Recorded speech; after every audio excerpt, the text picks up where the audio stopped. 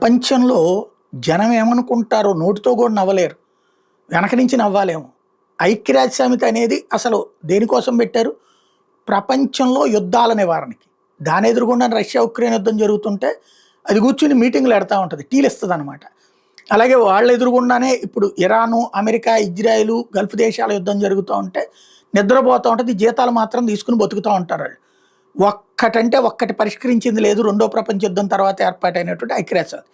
కానీ కామెడీ వ్యవహారాలు, కామెడీ అదో పనులు మాత్రం చేస్తుంది. తాజాగా ఐక్యరాజ్య సమితి ఒక కమిటీలోకి ఇరాన్ను ఆహ్వానించింది. ఇరాన్ని నామినేట్ చేసింది. ఏంటో తెలుసా ఆ కమిటీ? మహిళల హక్కులు, అలాగే మానవ హక్కులకి సంబంధించినటువంటి అంతర్జాతీయ కమిటీలో.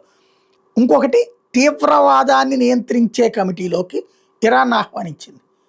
తీవ్రవాదమైనటువంటి హిజ్బుల్లా, హమాసు, హౌతీలు, Islamic resistance force, Islamic jihadist ఫోర్సులు తయారు చేసినటువంటి వాళ్ళకి ఏకంగా మిస్సైళ్ళు ఇచ్చినటువంటి ఇరాన్ అంట టెర్రరిజానికి వ్యతిరేక పోరాటంలో మెంబర్ అట.